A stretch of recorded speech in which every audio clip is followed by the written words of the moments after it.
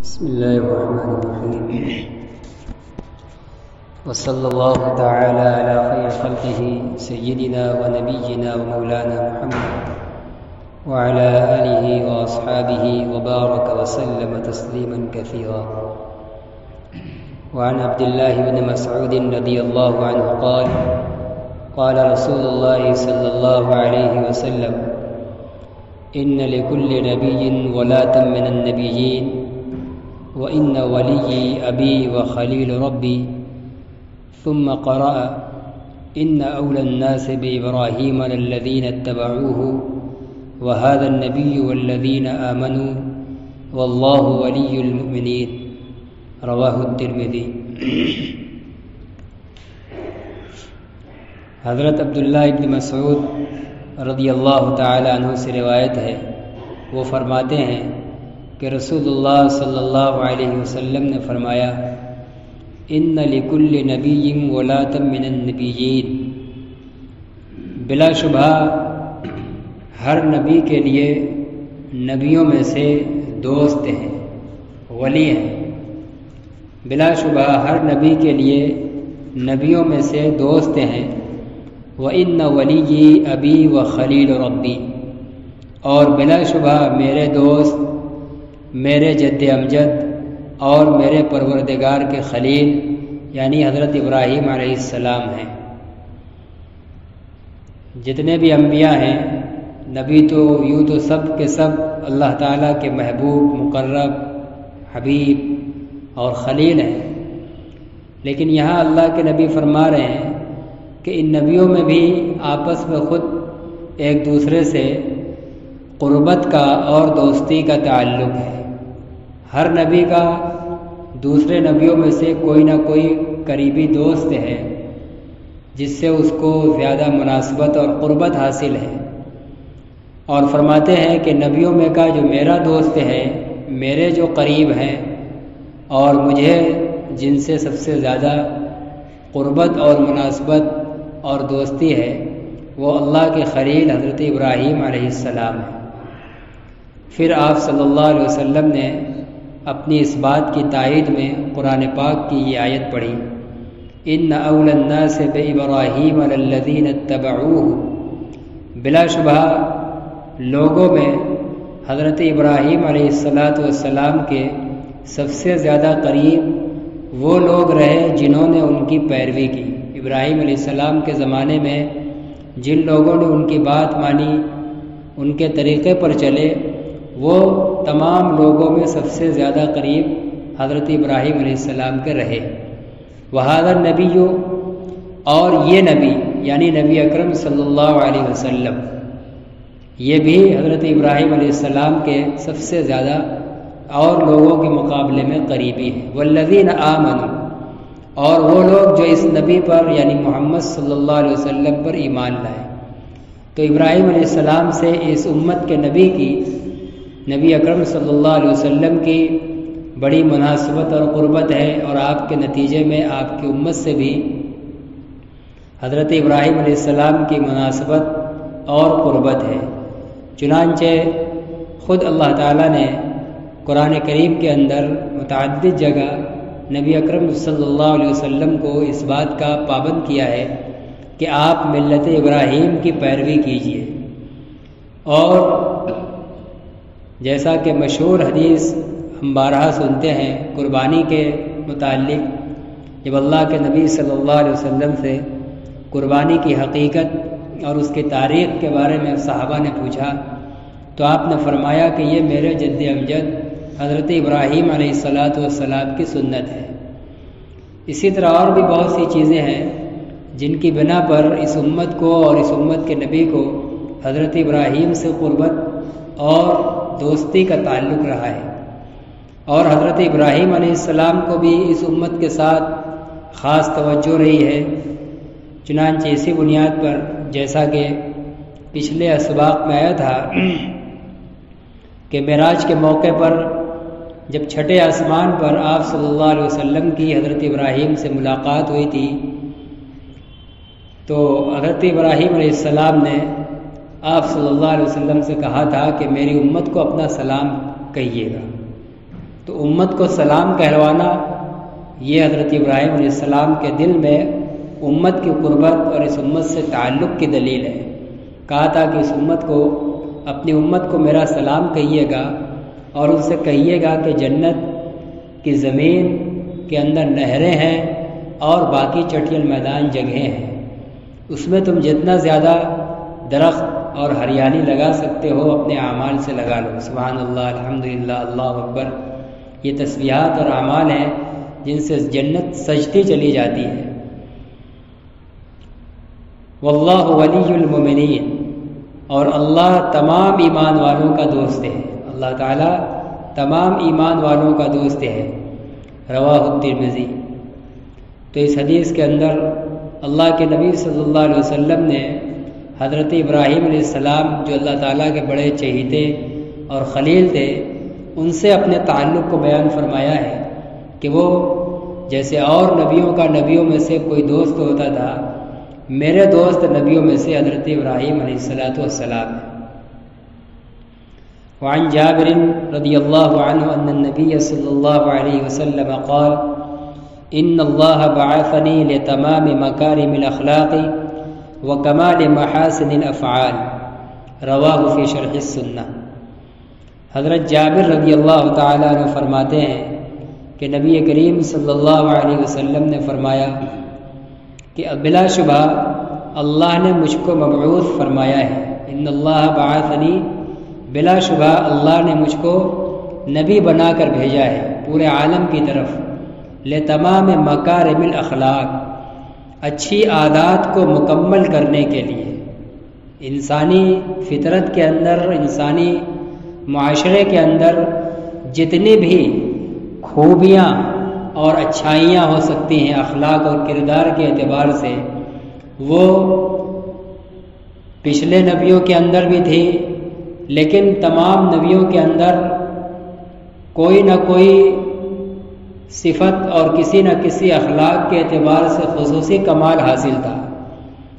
کسی کے اندر سخاوت تھی تو کسی کے اندر اللہ کے آگے رونے اور گڑگڑانے کا غلبہ تھا، کسی کے اندر کچھ تھا، یعنی مختلف عادتیں اور خصلتیں مختلف انبیاء کے اندر نمایاں تھیں۔ تمام اچھائیاں سب کے اندر تھیں، لیکن کچھ اوصاف نمایاں تھے جن کو انہی اوصاف کے ساتھ یاد کیا گیا۔ لیکن آپ صلی اللہ علیہ وسلم کو اللہ تعالیٰ نے جب مبعوث فرمایا تو آپ کے اندر، آپ کے ذریعے سے اللہ نے انسانیت کے اندر اخلاق اور کردار کی اچھائی اور بلندی کے جتنے اوصاف ہو سکتے ہیں سب کو کامل اور مکمل طور پر رکھا ہے۔ ایسا نہیں کہ اوصاف تو سارے آپ کے اندر ہوں لیکن کسی چند چیزوں میں کمال حاصل ہو، ایسا نہیں۔ آپ کو تمام کے تمام اچھے اخلاق کی باتوں اور عادتوں کے اندر کمال حاصل تھا، اور اسے کامل اخلاق اور کامل کردار کی تعلیم دینے کے لیے، اپنی امت کو سکھلانے کے لیے آپ مبعوث کیے گئے۔ کریں کہ اللہ تعالیٰ نے مجھ کو نبی بنا کر بھیجا ہے لتمام مکارم الاخلاق، اچھے اخلاق کی اور اچھی عادتوں کو مکمل کرنے کے لیے، تاکہ میرے وجود سے، جب میرے ذریعے سے تمام اخلاق کے کمال اور خوبیوں کا مکمل طور پر اظہار ہوگا تو لوگوں کے لیے اس کو اپنے اندر اپنانا، دیکھ کر اس کی نقل کرنا آسان ہوگا۔ اس طرح گویا میرے ذریعے سے دنیا کے اندر اچھے اخلاق کا کمال اور وہ مکمل ہوں گے اور اپنے آخری درجے تک پہنچیں گے۔ وہ کمال محاسن الافعال، اور اللہ نے مجھے نبی بنا کر مبعوث کیا ہے اچھے کاموں کو مکمل کرنے کے لیے۔ پہلے تھا مکارم الاخلاق، اچھی عادتیں ایک انسان کے اندر کہ ہر پہلو سے جو خوبیاں اور بھلائیاں اخلاق اور کردار کے اعتبار سے ہو سکتی ہے وہ مکمل کرنے کے لیے، اور دوسرا کہہ رہے کہ اللہ نے مجھے نبی بنا کر بھیجا ہے تمام اچھے کاموں کو مکمل کرنے کے لیے۔ جتنے بھی اچھے کام ہو سکتے ہیں عبادت کے اعتبار سے، معاملات کے اعتبار سے، عقیدے کے اعتبار سے، انسانوں کے ساتھ، اللہ کے مخلوق کے ساتھ معاملہ اور سلوک کرنے کے اعتبار سے، اللہ کی بندگی کے اعتبار سے، کسی کی بھی اعتبار سے جتنے بھی اچھے کام ہو سکتے ہیں اللہ نے مجھے اس لیے بھیجا ہے تاکہ تمام اچھے کاموں کو مکمل کر دوں۔ اب دنیا میں کوئی ایسا اچھا کام نہیں رہ گیا جس کو کامل طور پر نبی اکرم صلی اللہ علیہ وسلم نے نہ کیا ہو، کر کے نہ دکھلایا۔ تو آپ صلی اللہ علیہ وسلم کی ذات اخلاق اور کردار کو بھی مکمل کرنے والی ہے۔ آپ کی ذات کے اندر اچھی عادتیں بھی کامل تھیں اور آپ کی ذات سے تمام اچھے افعال بھی صادر ہوئے ہیں۔ کوئی ایسا نیکی کا اور اچھائی کا عمل جو ایک انسان سے صادر ہونا چاہیے اور نبی اکرم صلی اللہ علیہ وسلم سے صادر نہ ہوا ہو، ایسا نہیں ہے۔ آپ نے تمام اچھے کاموں کی تکمیل اور اس کا اختتام فرما دیا ہے، سب کو مکمل طور پر کر کے دکھلا دیا ہے۔ وعن کعب رضی اللہ عنہ یحکی عن التوراۃ قال نجد مکتوبا محمد رسول اللہ عبدی المختار لا فظ ولا غلیظ ولا سخاب في الأسواق ولا يجزي بالسيئة السيئة ولكن يعفو ويغفر مولده بمكة وهجرته بطيبة وملكه بالشام وأمته لحمادون يحمدون الله في السراء والضراء يحمدون الله في كل منزلة ويكبرونه على كل شرف رعاة للشمس يصلون الصلاة إذا جاء وقتها يتأزرون على أنصافهم ويتوضؤون على أطرافهم مناديهم ينادي في جو السماء صفهم في القتال وصفهم في الصلاة سواء لهم بالليل دوي كدوي النحل هذا لفظ المصابيح وروى الدارمي مع تغيير يسير۔ حضرت کعب احبار رحمۃ اللہ علیہ سے روایت ہے، کعب احبار یہ بہت بڑے یہودی عالم تھے، تورات کا بہت گہرا علم ان کے پاس تھا، اور بعد میں انہوں نے اسلام قبول کیا۔ اللہ کے نبی صلی اللہ علیہ وسلم کی حیات میں اسلام قبول نہیں کر سکے، اللہ کے نبی کی وفات کے بعد انہوں نے اسلام قبول کیا۔ ایمان کی حالت میں آپ سے ملاقات نہیں ہوئی، اس لیے صحابی نہیں ہو سکے۔ تو یہ کعب احبار رحمۃ اللہ علیہ فرماتے ہیں، وہ تورات کے حوالے سے نقل کرتے ہیں کہ ہم نے تورات کے اندر کیا لکھا ہوا پایا ہے اس کو بتلا رہے ہیں۔ کرے نجد مکتوباً، ہم تورات میں یہ لکھا ہوا پاتے ہیں، ہماری تورات میں یہ لکھا ہوا ہے محمد الرسول اللہ عبدی المختار، محمد الرسول اللہ میرے برگزیدہ بندے ہیں۔ یعنی تورات میں لکھا ہوا ہے کہ محمد الرسول اللہ صلی اللہ علیہ وسلم میرے برگزیدہ بندے ہیں، عبدی المختار میرے پسندیدہ اور برگزیدہ بندے ہیں۔ لا فظ ولا غلیظ، جو ترش رو نہیں ہیں، ولا غلیظ اور نہ سخت کلام کرنے والے ہیں۔ فظ چہرے کے اعتبار سے نہیں کہ جب دیکھو چہرہ بسورے اور بگاڑے رہے، ہر وقت چہرہ میں غصے اور بگاڑ ہو، جیسے کسی پر خفا ہے۔ تو کہہ رہے ہیں کہ تورات میں لکھا ہوا ہے آپ کے بارے میں کہ محمد صلی اللہ علیہ وسلم ترش روح نہیں ہے، ہر وقت کھٹا چہرہ بنائے رکھنے والے لوگوں میں سے نہیں ہیں، اور نہ سخت بات بولنے والے ہیں، کبھی بھی ان کی زبان سے سخت بات، چنانچہ صحابہ نے دیکھا ہے 63 سال کے اندر کبھی بھی آپ نے کوئی سخت بات نہیں کی۔ ولا سخاب فی الاسواق، اور نہ وہ بازاروں کا چکر لگانے والے ہیں، جو تورات میں لکھا ہے کہ محمد الرسول اللہ صلی اللہ علیہ وسلم بازاروں میں چکر لگانے والے نہیں ہوں گے۔ چنانچہ آپ کی تعلیم میں ہے، یہ عمل بھی کیا ہے اور امتیوں کو بھی سکھلایا ہے کہ بازار بقدر ضرورت جاؤ، اور جتنی دیر بازار ہو، چونکہ وہ دنیا کی جگہ ہے اور اللہ سے غافل رہنے کی جگہ ہے عموماً، اس لیے چوتھے کلمے کی تلقین کی ہے کہ جب تک بازار میں رہو لا الہ الا اللہ وحدہ لا شریک لہ لہ الملک ولہ الحمد وہو علی کل شیء قدیر پڑھتے رہو، تاکہ اس دنیا کے ماحول میں بھی دل اللہ سے غافل نہ ہو اور دنیا کا غبار دل کے اندر نہ گھس سکے، اور جتنا جلدی ہو سکے ضرورت پوری کر کے بھاگو۔ تو آپ صلی اللہ علیہ وسلم کے یہ اوصاف پہلے ہی سے تورات کے اندر بیان کیے گئے تھے کہ لا سخاب فی الاسواق، کہ محمد الرسول اللہ صلی اللہ علیہ وسلم بازاروں میں پھرنے والے نہیں ہوں گے، یہ بازار میں بلا ضرورت پھرنا یہ آپ کی عادت بھی نہیں تھی، آپ اس کو ناپسند بھی فرماتے تھے۔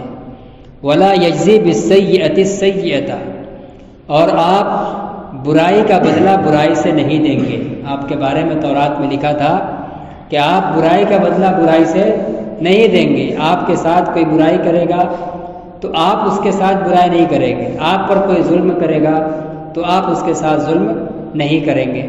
ولاکن یعفو ویغفر، لیکن آپ درگزر کریں گے اور معاف کر دیں گے، آپ کی یہ عادت ہوگی۔ چنانچہ بلا شبہ آپ صلی اللہ علیہ وسلم کی یہی عادت رہی، اور کتنے سارے واقعات ہیں مشہور و معروف کہ دشمنوں نے آپ کے ساتھ کیا کیا کیا، لیکن آپ نے سب کے ساتھ ہمیشہ درگزر کا معاملہ کیا ہے۔ کبھی بھی آپ نے اپنی ذات کے لیے کسی سے بدلہ نہیں لیا ہے۔ چنانچہ بس ایک واقعہ ضمن فتح مکہ کا دیکھ لیجئے کہ جب رمضان سن 8 ہجری کے اندر مکہ مکرمہ فتح ہوا ہے، یعنی ہجرت کے 8 سال کے بعد، تو اب ہجرت سے پہلے 13 سال مکہ کے اندر کس قدر آپ کو ستایا گیا، 8 سال مدینہ میں جانے کے باوجود بھی چین سے رہنے نہیں دیا گیا، آئے دن مدینہ پر چڑھ آنے اور حملہ کی اطلاع ملتی، جس کے نتیجے میں کتنی جنگیں ہوئی، بدر حنین کی کتنی وغیرہ، احد وغیرہ جنگیں ہوئی۔ فتح مکہ کے بعد پھر آپ کو کچھ راحت ملی ہے۔ اب جب مکہ فتح ہوا تو آپ ایک حاکم کی حیثیت سے دوبارہ مکہ کے اندر داخل ہو گئے۔ کل کے دشمن، کل کے آپ کو ستانے والے سب آج آپ کے رحم و کرم پر کھڑے ہیں، لیکن پوری طاقت ہونے کے باوجود بھی کسی ایک سے بھی بدلہ نہیں لیا ہے، عام معافی کا اعلان کر دیا تھا۔ تو یہ آپ کی صفت تھی، برائی کرنے والوں کو معاف اور درگزر کرتے تھے، ظلم کرنے والوں پر آپ انتقام اور بدلے کے طور پر ظلم نہیں فرماتے تھے۔ جہاں کہیں بھی آپ نے کسی پر سختی فرمائی ہے، کوئی سزا جاری فرمائی ہے، تو کہیں اپنی ذات کے لیے نہیں، ہمیشہ اللہ کے قانون کے لیے۔ مثلا کسی نے چوری کی ہے تو ہاتھ کٹوایا ہے، زنا کوئی کیا ہے اور جرم ثابت ہو گیا ہے تو اس پر سزا جاری کروائی ہے، کسی نے کسی کو ناحق قتل کیا ہے تو بدلے میں قاتل کو قتل کروایا ہے۔ یہ اللہ کے حکم کی وجہ سے تو کیا ہے، لیکن کہیں اپنی ذات کے لیے کسی سے انتقام لیا ہو، اپنے اوپر ظلم کرنے والے اور ستانے والوں سے، ایسا پہلے ہی آپ کے بارے میں تورات کے اندر لکھ دیا گیا تھا کہ آپ کی یہ عادت نہیں ہوگی۔ آپ برائی کا بدلہ برائی سے نہیں دیں گے، بلکہ معاف کریں گے اور درگزر کریں گے۔ مولدہ بمکہ، آپ کی ولادت مکہ میں ہوگی، چنانچہ یہ صحیح مکہ میں ہوئی۔ وہجرتہ بطیبہ، اور آپ کی ہجرت مدینہ طیبہ کی طرف ہوگی، چنانچہ نبوت کے 13 سال کے بعد مدینہ کی طرف ہجرت ہوئی۔ وملکہ بالشام، اور آپ کی بادشاہت یا آپ کی نبوت کا غلبہ ملک شام میں ہوگا۔ ملک شام کے اندر دیگر اور جگہوں کے مقابلے میں آپ کے ماننے والے اور آپ کی نبوت کا غلبہ ہوا، اگرچہ آپ کی تعلیم اور نبوت پوری دنیا تک پہنچی ہے، لیکن ملک شام کے اندر غلبہ رہا ہے۔ اور اخیر زمانے میں بھی جب اسلام دھیرے دھیرے سمٹتا چلا جائے گا، دجال وغیرہ کا جو زمانہ آئے گا، تو اس وقت جو اصل پناہ گاہ ہوگی مسلمانوں کی، جہاں مامون و محفوظ ہوں گے، وہ ملک شام ہوگا۔ آخری درجے میں ملک شام ہوگا، اور پھر اس کے آخری درجے میں مدینہ طیبہ ہوگا۔ تو ملک شام شروع سے غالب رہا ہے، وہاں آپ کی نبوت اور آئندہ بھی غالب رہے گی، اور اس وقت بھی مسلم ممالک کے اندر ملک شام کے ہی بعض علاقوں کے اندر آپ کی تعلیم پر عمل کا اور فریفتگی کا غلبہ ہے۔ تو یہ بات تورات کے اندر حضرت کعب فرماتے ہیں کہ ہم پہلے ہی لکھے ہوئے پاتے تھے کہ آپ کا ملک یعنی آپ کی نبوت کا غلبہ ملک شام میں ہوگا۔ وَأُمَّتُهُ الْحَمَّدُونَ، اور آپ کی امت بہت زیادہ اللہ کی تعریف کرنے والی ہوگی، بہت زیادہ تعریف۔ یحمدون اللہ فی السراء والضراء، آپ کی امت کے لوگ اللہ کی تعریف کریں گے خوشحالی میں بھی اور تنگی میں بھی۔ چنانچہ اللہ کے نبی نے سکھلا دیا ہے، اور یہ حمد کی تعلیمات تو بڑی عام ہے۔ آدمی چاہے بہت سی عبادتیں نہیں کرتا ہے، لیکن جب ملاقات ہو خیر خیر آدمی پوچھتا ہے تو بے ساختہ نکلتا ہے الحمدللہ۔ نمازوں کے بعد اور تسبیحات میں تسبیحات اور تعریفات کرتا ہے وہ الگ، لیکن ایسا آپ نے تعلیم فرمائی ہے، سکھلایا ہے، اور ادنا سے ادنا درجہ ایمان والے کا ایسا مزاج بنا ہے کہ وہ اللہ کی تعریف کرتا ہی کرتا ہے۔ تو تورات کے اندر یہ پہلے لکھا ہوا تھا کہ آپ کی امت اللہ کی بہت تعریف کرنے والی ہوگی۔ آدمی خوشحالی میں ہوتا ہے، خیریت پوچھو تب بھی کہتا ہے الحمدللہ، اور تنگی اور مصیبت میں ہوتا ہے تب بھی اللہ کا شکر ادا کرتا ہے، الحمدللہ کہتا ہے، اگرچہ پھر اپنے چاہنے اور قریبی لوگوں سے اپنی تنگی بعد میں بتا دیتا ہے، لیکن عموماً پہلے اللہ کی تعریف ہی زبان سے نکلتی ہے۔ تو یہ آپ کی امت کی، آپ کے صدقے میں یہ خصوصیت تورات کے اندر بیان کی گئی تھی۔ یحمدون اللہ فی کل منزلۃ، آپ کی امت کے لوگ ہر جگہ میں اللہ کی تعریف کریں گے، ہر جگہ میں اللہ کی تعریف کریں گے۔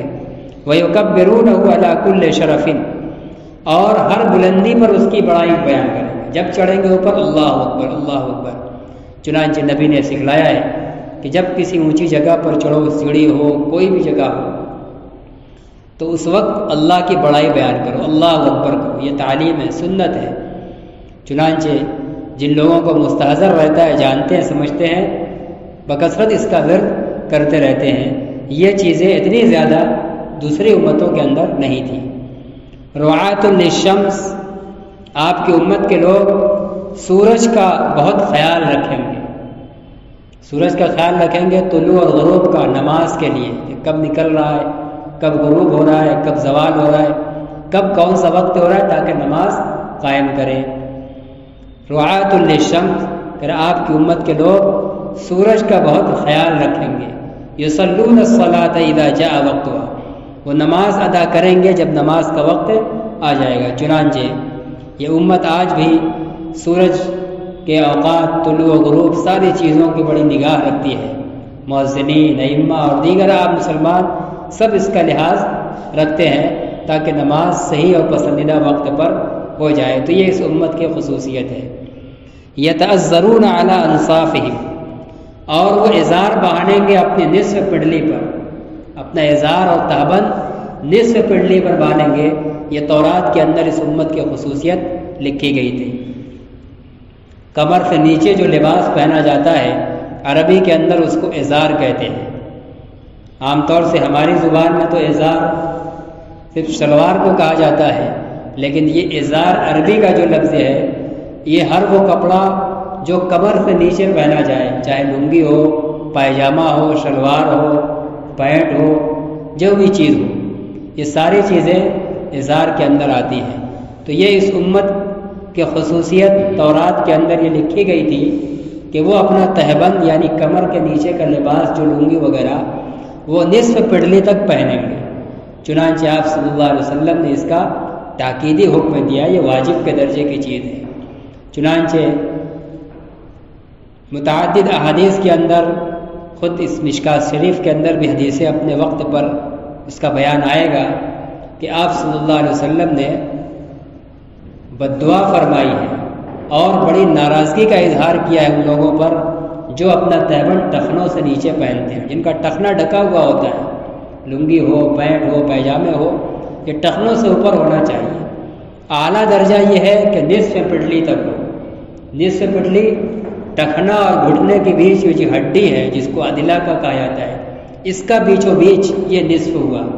اعلیٰ درجہ یہ ہے کہ تہبند، لنگی وغیرہ یہاں تک ہو، اور اگر اتنا کسی کو نامناسب لگتا ہے، اس کو ناگوار ہوتا ہے، تو ادنا درجہ یہ ہے کہ کم سے کم ٹخنا ضرور کھلا ہوا ہو۔ ٹخنا ڈھکنا مردوں کے لیے یہ حرام ہے۔ اللہ کے نبی صلی اللہ علیہ وسلم نے فرمایا ہے کہ پچھلی امتوں کے اندر ایک شخص تکبر کی وجہ سے اپنا تہبند ٹخنوں کے نیچے پہنتا تھا، اللہ تعالیٰ نے اس کو زمین میں دھسا دیا اور فرمایا کہ وہ قیامت تک دھستا ہی چلا جا رہا ہے۔ اب پچھلی امتوں میں معلوم نہیں کون سی امت کا وہ تھا، وہ تب سے دھس رہا ہے اور قیامت تک دھستا ہی رہے گا۔ اللہ جانے کتنا نیچے اور کس جگہ دھس رہا ہوگا۔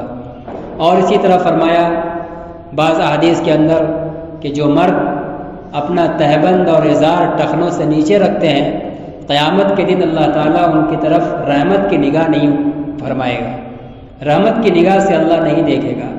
تو ہم سب لوگوں کو اس کا لحاظ کرنے کی ضرورت ہے۔ اور تورات کے اندر ہماری یعنی امت محمدیہ کی یہ خصوصیت بیان کی جا رہی ہے کہ وہ ازار اور تابن کو اپنی نصف پڈلی پر، آدھی پڈلی پر باندھیں گے۔ وَيَتَوَضَّؤُونَ عَلَىٰ أَطْرَافِهِمْ،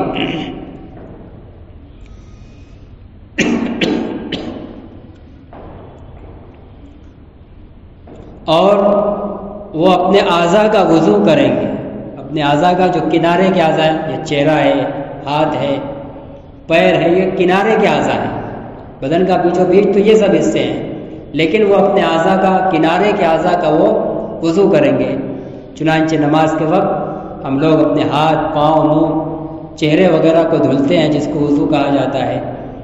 منادیہم ینادی فی جو السماء، ان کا منادی آسمان کی فضا میں پکارے گا، یعنی اس امت کا منادی یعنی مؤذن آسمان کی فضا میں لوگوں کو پکارے گا، آواز دے گا، نماز کے لیے بلائے گا۔ صفہم فی القتال وصفہم فی الصلاۃ سواء، ان کے میدان جہاد کی صف اور ان کی نماز کی صف برابر ہوگی، یعنی جب مقابلہ ہوگا تو پورے ڈٹ کر اسلام کی حفاظت کے لیے میدان جنگ میں بھی ایک سیسہ پلائے ہوئے دیوار بن کر اتریں گے، اسی طرح وہ مسجد کے اندر نماز کی صف میں بھی اتریں گے۔ ایسا نہیں کہ ایسا ہو کہ نماز میں تو خوب بھرے ہوئے ہوں اور جب جہاد کا موقع آئے تو پیچھے ہٹ جائے، یا جب جہاد کا موقع آئے تو خوب جوش و جذبہ دکھلائیں اور نماز کا وقت آئے تو نمازیوں کی صف میں کھڑے نہ ہوں۔ فرماتے کہ ایسا نہیں، ان کا حال یہ ہوگا کہ ان کی میدان جہاد کی صف اور نماز کی حالت کی صف دونوں برابر ہوگی۔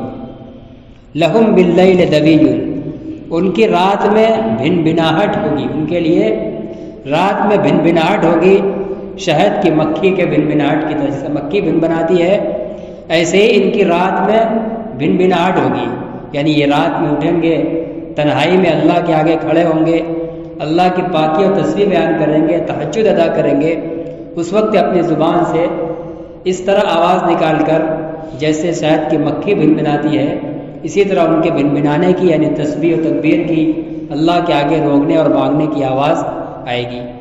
یہ آپ صلی اللہ علیہ وسلم کی اور اس امت کی یہ چند خصوصیات ہیں جس کے بارے میں حضرت کعب احبار رحمۃ اللہ علیہ فرماتے ہیں کہ ہم نے تورات کے اندر یہ باتیں محمد صلی اللہ علیہ وسلم کے بارے میں اور آپ کی امتیوں کے بارے میں لکھی ہوئی پائی ہے۔ آپ کے بارے میں تو یہ کہ آپ اللہ کے برگزیدہ بندے ہوں گے، آپ ہمیشہ منہ ٹیڑھا کیے ہوئے اور گھسورے ہوئے رہنے والے نہیں ہوں گے، آپ سخت بات کہنے والے نہیں ہوں گے، بازار میں پھرنے والے نہیں ہوں گے، اسی طرح کسی کو برائی کا بدلہ برائی سے نہیں دیں گے بلکہ معاف اور درگزر کریں گے۔ آپ کا وطن مکہ ہوگا اور آپ کی ہجرت مدینہ میں ہوگی، آپ کی نبوت کا غلبہ ملک شام میں ہوگا۔ پھر اس کے بعد امتیوں کی کچھ خصوصیت کہ وہ اللہ کی تعریف کرنے والے بہت زیادہ ہوں گے، خوشی میں بھی غمی میں بھی، ہر جگہ چلتے پھرتے، اور جب کسی بلندی پر چڑھیں گے تو اللہ کی بڑائی بیان کریں گے، اور وہ نماز کے اتنے فکر مند ہوں گے کہ ہر وقت سورج کے طلوع و غروب کا خیال رکھیں گے تاکہ نماز وقت پر ہو۔ اسی طرح وہ اپنا تہبند اپنے نصف پڈلی تک باندھنے والے ہوں گے، اور وہ اپنے اعضاء کا وضو کریں گے، اور ان میں مؤذن ہوگا جو بار بار آسمان کی فضا میں نماز کے لیے اذان کہے گا، پکارے گا، اور ان کی جہاد کی صف اور نماز کی صف ایک جیسی ہوگی، یعنی دونوں میں برابر پرجوش ہوں گے۔ اور اسی طرح وہ راتوں کو اللہ کے آگے رونے والے، تسبیح و تحمید پڑھنے والے ہوں گے، استغفار کرنے والے ہوں گے، جیسے ایسی آواز نکلے گی جیسے شہد کی مکھی کی بھنبھناہٹ کی آواز نکلتی ہے۔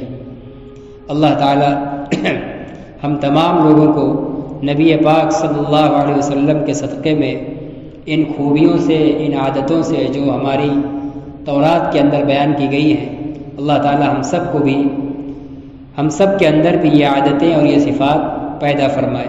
وآخر دعوانا الحمد للہ رب العالمین۔